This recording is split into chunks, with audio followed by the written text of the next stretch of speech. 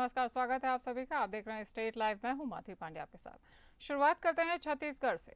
आपको बता दें कि छत्तीसगढ़ के मुख्यमंत्री विष्णुदेव साय से इसरो के चेयरपर्सन वी नारायणन ने भेंट की नई दिल्ली में। वहीं छत्तीसगढ़ में अंतरिक्ष प्रौद्योगिकी के उपयोग से कृषि एवं अन्य क्षेत्रों में नवाचारों को बढ़ावा देने पर गहन चर्चा भी की गई। इस महत्वपूर्ण बैठक में छत्तीसगढ़ में सैटेलाइट आधारित सर्वेक्षण, भूमानचित्र और प्राकृतिक संसाधनों के संरक्षण और स्मार्ट एग्रीकल्चर को बढ़ावा देने जैसे विषयों पर विशेष ध्यान दिया गया है। मुख्यमंत्री विष्णुदेव साय ने इस अवसर पर कहा कि छत्तीसगढ़ में कृषि, जल संसाधन, पर्यावरण संरक्षण और आपदा प्रबंधन जैसे क्षेत्रों में तकनीकी नवाचारों का महत्वपूर्ण योगदान हो सकता है। इसरो के सहयोग से हम इन क्षेत्रों में वैज्ञानिक दृष्टिकोण से कार्य करेंगे, जिससे किसानों को अधिक सटीक जानकारी मिले और राज्य के विकास को गति मिल सके। बैठक में बताया गया कि इसरो का एक विशेषज्ञ दल जल्द ही छत्तीसगढ़ का दौरा करेगा और राज्य में सैटेलाइट इमरजेंसी यानी जीआईएस तकनीक और डेटा विश्लेषण के माध्यम से विभिन्न क्षेत्रों का विस्तृत अध्ययन भी करेगा। इसके तहत राज्य में मृदा स्वास्थ्य विश्लेषण, जल स्रोतों का सटीक आकलन, बाढ़ और सूखे की भविष्यवाणी और कृषि उत्पादन बढ़ाने के लिए डेटा संचालित निर्णय लेने की प्रणाली विकसित की जाएगी। मुख्यमंत्री ने साय ने कहा कि इसरो और छत्तीसगढ़ सरकार के बीच साझेदारी से राज्य में तकनीकी प्रगति को नई ऊंचाइयां मिलेंगी। आप इन तस्वीरों में देख सकते हैं इसरो के चेयरपर्सन वी नारायणन और छत्तीसगढ़ के मुख्यमंत्री विष्णुदेव साय के बीच एक भेंट की कुछ झलकियां।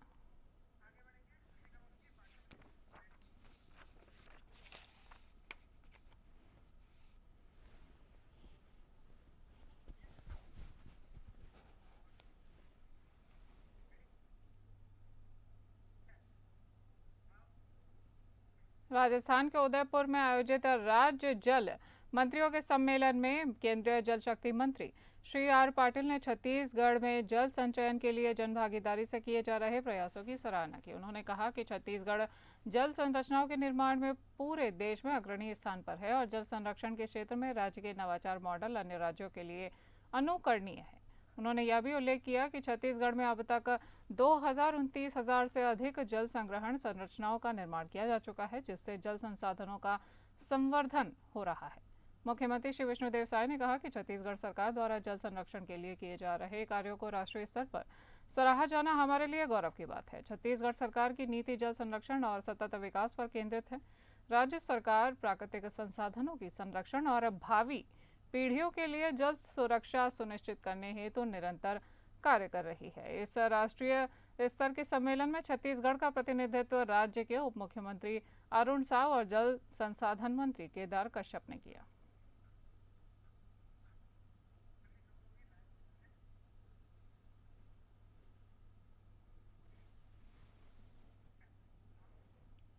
बात करेंगे रायपुर की, जहां रायपुर पुलिस ने फर्जी सिम कार्ड बेचने वालों को भांडाफोड़ किया है। आपको बता दें कि पुलिस ने शहर में फर्जी सिम कार्ड बेचने वालों के खिलाफ कार्यवाही की है। पुलिस ने कार्यवाही कर म्यूल बैंक अकाउंट के लिए फर्जी सिम कार्ड बेचने वाले 13 पीओएस एजेंट को गिरफ्तार किया है। पुलिस ने अब तक कुल 98 आरोपियों को गिरफ्तार कर लिया है। आपको बता दें कि इनके द्वारा जारी सिम यूनाइटेड अरब अमीरात, श्रीलंका, नेपाल, म्यांमार में इस्तेमाल होने वाले संबंधी साक्ष्य मिले हैं। अपराध में संलिप्त 7,063 सिम कार्ड, 590 मोबाइल की पहचान की गई है। इसे विच्छेदन करने की प्रक्रिया की जा रही है।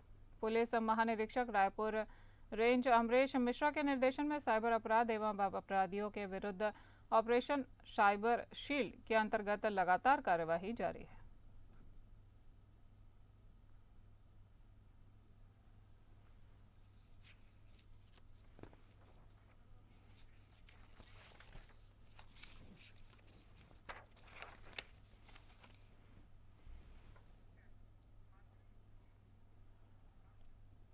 बात करेंगे बिहार की, जहां बिहार के कांग्रेस अध्यक्ष अखिलेश सिंह ने राजद सहित महागठबंधन में शामिल अन्य घटक दलों को सीट बंटवारे को लेकर साफ संकेत दे दिए हैं। उन्होंने पार्टी के नवनियुक्त बिहारी प्रभारी कृष्णा अल्लावरू के स्वागत में पार्टी प्रदेश कार्यालय में आयोजित एक समारोह को संबोधित करते हुए कहा कि अगर गठबंधन में सीट बंटवारा ठीक ढंग से हुआ तो कांग्रेस वर्तमान की 19 सीटों से बढ़कर 40 से 50 सीटें जीत सकती है। उन्होंने कहा कि हम अपने सहयोगियों से भी अपील करते हैं कि सीटों का बंटवारा सही ढंग से किया जाए। हम सभी एक साथ मिलकर चुनाव लड़ेंगे तो इस बार जीत हमारी होगी। राजद समेत सभी सहयोगी दलों को इस मुद्दे पर गंभीरता से विचार करना चाहिए। पिछले विधानसभा चुनाव में हमारा गठबंधन 12,000 वोटों से पिछड़ गया था, लेकिन इस बार अगर हम सीट बंटवारा सही से करेंगे तो महागठबंधन की सरकार आना तय है।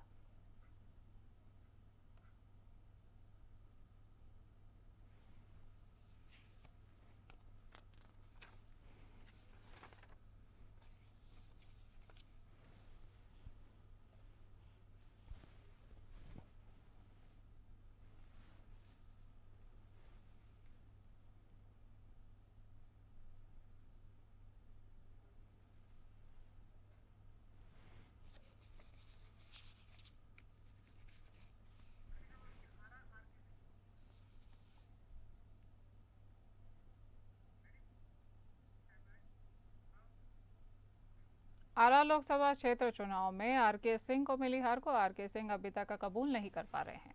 आपको बता दें कि उन्हें अब एक बहुत बड़ा दावा कर दिया है। आरके सिंह ने एक बड़े बीजेपी नेता को लेकर बड़ा खुलासा भी किया है। पूर्व केंद्रीय मंत्री और बीजेपी नेता आरके सिंह ने आरोप लगाया है कि उनकी ही पार्टी के सदस्यों ने 2024 के लोकसभा चुनाव में उनकी हार सुनिश्चित करने की साजिश रची है। आरके सिंह का कहना है कि पवन सिंह को पैसे देकर लोकसभा चुनाव में बीजेपी के बड़े नेता ने खड़ा कराया था। दरअसल आरके सिंह, जो पहले आरा लोकसभा निर्वाचन क्षेत्र का प्रतिनिधित्व करते थे, उन्होंने बीजेपी नेताओं पर भोजपुरी अभिनेता और गायक पवन सिंह को काराकाट सीट से निर्दलीय उम्मीदवार के रूप में चुनाव लड़ने के लिए आर्थिक रूप से समर्थन देने का आरोप लगाया है। पूर्व केंद्रीय मंत्री ने कहा कि पवन सिंह की कोई गलती नहीं थी। यह बीजेपी के नेता थे जिन्होंने उन्हें चुनाव लड़ने के लिए मजबूर किया था। पार्टी के भीतर कुछ लोगों ने मेरे खिलाफ काम किया है और मेरी हार सुनिश्चित की है। आरके सिंह ने कहा कि मैं जानता हूं कि साजिशकर्ता कौन है और मैं उन्हें चुनौती दिए बिना नहीं छोड़ूंगा। उन्होंने कहा कि अगर इन साजिशकर्ताओं को 2025 में टिकट मिलता है तो मैं उनके खिलाफ खड़ा होऊंगा।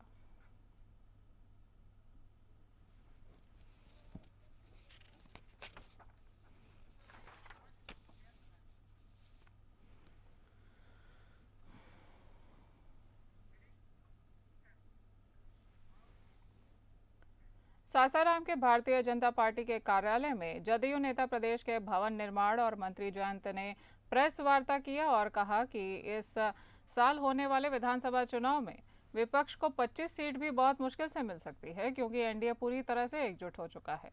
ऐसे में फिर से एक बार सीएम नीतीश कुमार की सरकार बनेगी। उन्होंने नीतीश कुमार के द्वारा बार बार वर्ष 2005 से पहले के बिहार और बाद के बिहार में तुलना किए जाने के सवाल पर कहा कि राजद के नेता इसे पहले से ही माफी मांग चुके हैं। इसके लिए विपक्ष के नेता 2005 से पहले के शासन प्रणाली के लिए जनता से कई बार सार्वजनिक मंच पर माफी मांगकर यह साबित कर चुके हैं कि उन लोगों में शासन चलाने की क्षमता नहीं है। जयंत राज ने केंद्रीय बजट का भी सराहना की है। बिहार को इस बजट में बहुत अधिक महत्व मिला है। बता दें कि प्रेस वार्ता के दौरान विधान पार्षद निवेदिता सिंह सहित कई पूर्व विधायक मौजूद रहे।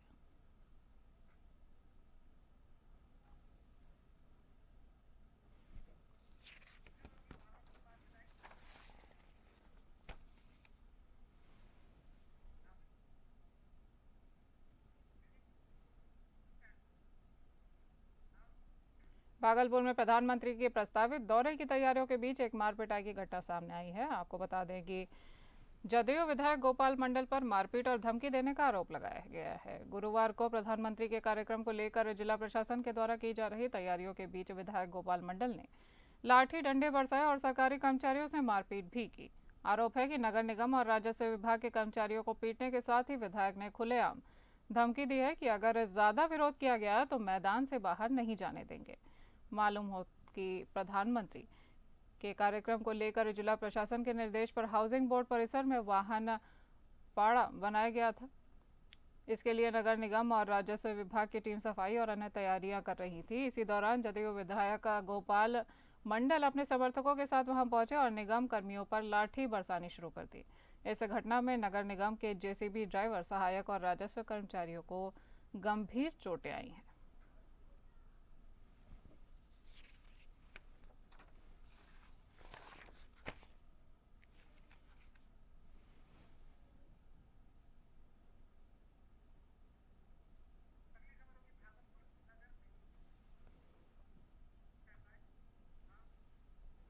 भागलपुर में आगामी 24 फरवरी को प्रधानमंत्री नरेंद्र मोदी का दौरा प्रस्तावित है। इसको लेकर अब साफ सफाई और स्वच्छता के अभियान चलाए जा रहे हैं। जिले को सुंदर बनाने के लिए नगर निगम विभाग द्वारा शहर भर में साफ सफाई की जा रही है। खासकर शहरी क्षेत्रों में भागलपुर नगर निगम के द्वारा दीवारों पर आकर्षक पेंटिंग बनाकर लोगों को स्वच्छता के प्रति जागरूक किया जा रहा है। स्थानीय कलाकारों के द्वारा स्वच्छता का संदेश देती हुई बनाई जा रही तस्वीरों से लोग जागरूक भी हो रहे हैं और यह आकर्षण का केंद्र भी बना हुआ है।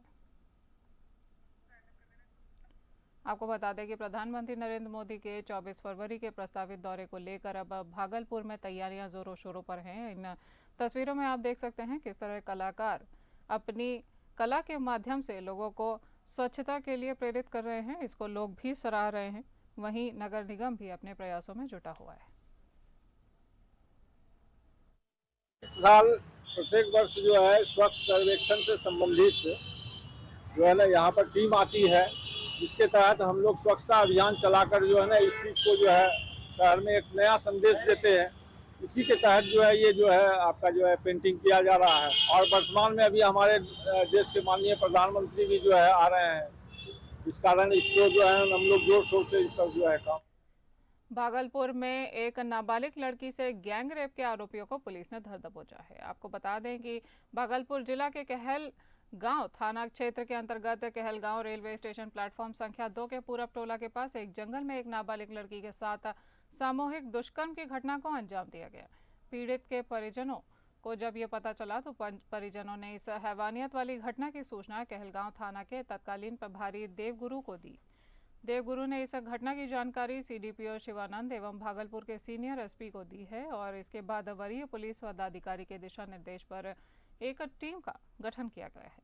तकनीकी सहयोग एवं मानवीय सूत्रों के आधार पर सामूहिक दुष्कर्म में संलिप्त चारों अभियुक्तों की गिरफ्तारी के लिए जाल बिछाया गया। इसके बाद घटनास्थल पर एफएसएल टीम बुलाई गई।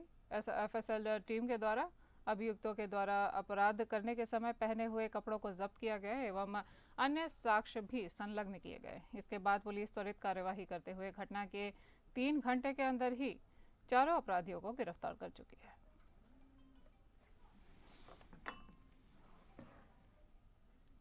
मामला यह है कि कहलगांव थाना अंतर्गत रेलवे स्टेशन के प्लेटफॉर्म नंबर 2 के पीछे पूरब टोला की तरफ एक लड़की अपने दोस्त के साथ जा रही थी। इसी क्रम में रास्ते में ही कुछ लोग असामाजिक तत्व मिले और उस बच्ची को पकड़ लिए।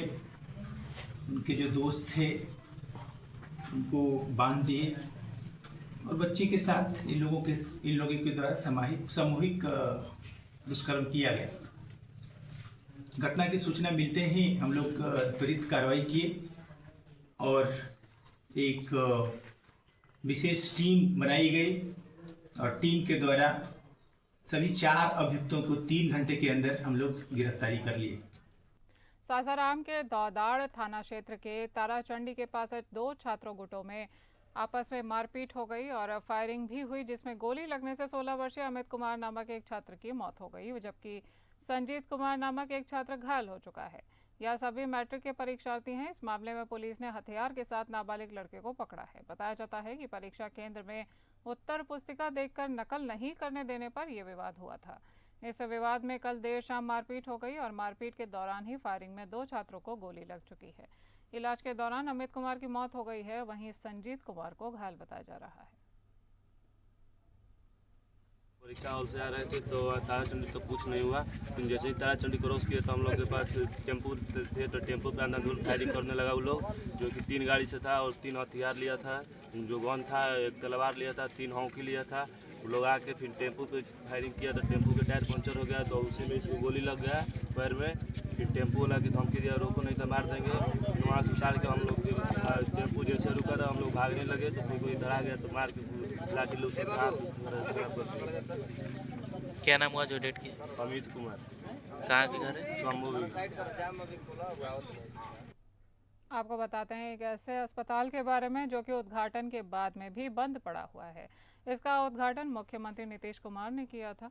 उद्घाटन के 13 दिन बाद भी ये आरंभ नहीं हो पाया है। ये है मॉडल अस्पताल। हैंडओवर के पेच में ये मामला फंसा हुआ है। ऐसे में अलग अलग जगहों पर इलाज और जांच के लिए मरीज दौड़ दौड़ कर परेशान हो रहे हैं, जबकि उद्घाटन के बाद ही इमरजेंसी वार्ड और ओपीडी को आरंभ होना था। मुंगेर के सदर अस्पताल परिसर में 5 फरवरी को मुख्यमंत्री नीतीश कुमार ने 32 करोड़ 17 लाख की लागत से 100 बेड वाले मॉडल अस्पताल का उद्घाटन किया था। वैसे तो उद्घाटन के बाद प्रायः चीज़ों को जनता की सेवा के लिए समर्पित कर दिया जाता है, लेकिन यहाँ मामला ही उल्टा है। मॉडल अस्पताल के उद्घाटन के दूसरे दिन ही मॉडल अस्पताल को लोहा के चदरा प्लेटों से घेर दिया गया। अब उद्घाटन के 13 दिन बाद भी अब तक मॉडल अस्पताल में ताला लगा हुआ है। नहीं किया जा रहा गया है।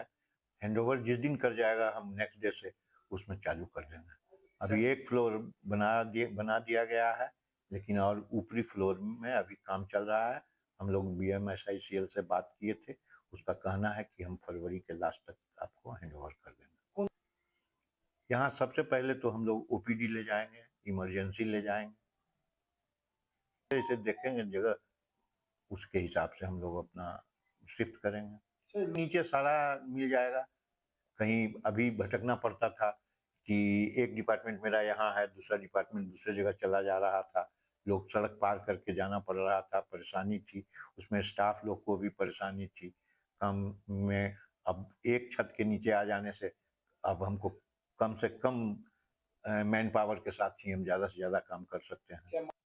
के सदर अस्पताल में एक वृद्ध महिला की इलाज के दौरान ही ऑक्सीजन की कमी से मृत्यु हो गई है। वहीं मृत्यु के 8 घंटे बाद में भी एम्बुलेंस तक मुहैया नहीं कराई गई शव लेने के लिए परिजनों को। आपको बता दें कि परिजनों ने अस्पताल प्रबंधन पर लापरवाही का आरोप लगाया है और स्वास्थ्य विभाग के वरीय अधिकारी से जांच और कार्यवाही की मांग की है।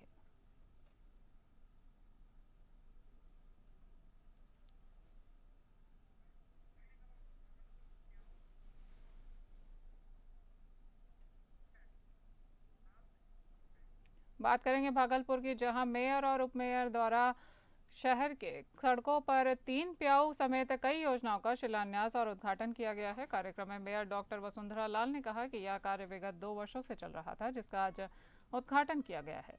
इस कार्य के अलावा कई योजनाओं का भी शिलान्यास किया गया है। उद्घाटन व शिलान्यास कार्यक्रम के दौरान शहर के मेयर डॉक्टर वसुंधरा लाल, उपमेयर सलाउद्दीन अहसन समेत शहर के दर्जनों गणमान्य लोग उपस्थित थे। कार्यक्रम में वार्ड नंबर 39 के पार्षद और शहर के दर्जनों गणमान्य लोग उपस्थित थे। 69 में शाहिदा जी हैं यहाँ की वार्ड पार्षद। उनके वार्ड में पिछले 2 वर्षों में जो कार्य हुआ है उसका मैं उद्घाटन की हूँ। उसमें से इनका 2-3 काम हुआ है और शिलान्यास भी आज हमने किया है। 2-3 कामों में मैं बता दूं तो 10 लाख का रोड नाला है और 17 लाख का भी मलिन बस्ती योजना से रोड नाला ही है और 3 प्याऊ, 2 जगह रोड नाले और 3 प्याऊ का उद्घाटन की हूँ मैं और 25 लाख का शिलान्यास की हूँ, जिसमें कि नाला इनका बनना है। मैं इनको बहुत बहुत बधाई देती हूँ और शुभकामनाएं देती हूँ कि आप आगे बढ़िए और भी काम करिए। अभी बहुत सारी योजनाएं आपके वार्ड में ला। रुक करेंगे हरियाणा का, जहां सुबह सुबह रोहतक में बदमाशों और पुलिस के बीच में एक मुठभेड़ हो गई। मुठभेड़ CIA-1 और 2 बाइक सवार बदमाशों के बीच हुई थी। पुलिस को सूचना मिली कि नई आज़ाद मंडी के पास 2 बाइक सवार बदमाश आ रहे हैं। पुलिस ने सूचना पर दोनों बदमाशों का पीछा कर उन पर फायरिंग कर दी। पुलिस फायरिंग के दौरान एक बदमाश के पैर में गोली लग चुकी है, जबकि एक बदमाश के पैर में गिरने के कारण फ्रैक्चर हो चुका है। दोनों घायल बदमाशों के उपचार के लिए PGI में भर्ती कराया गया है। गोली लगने वाले बदमाश का नाम नवीन और दूसरे का नाम नीरज बताया जा रहा है। दोनों बदमाश रोहतक शहर के रहने वाले हैं। फिलहाल दोनों बदमाश पुलिस की गिरफ्त में आ चुके हैं। पुलिस बदमाश के खिलाफ आगे की कार्यवाही में जुटी हुई है।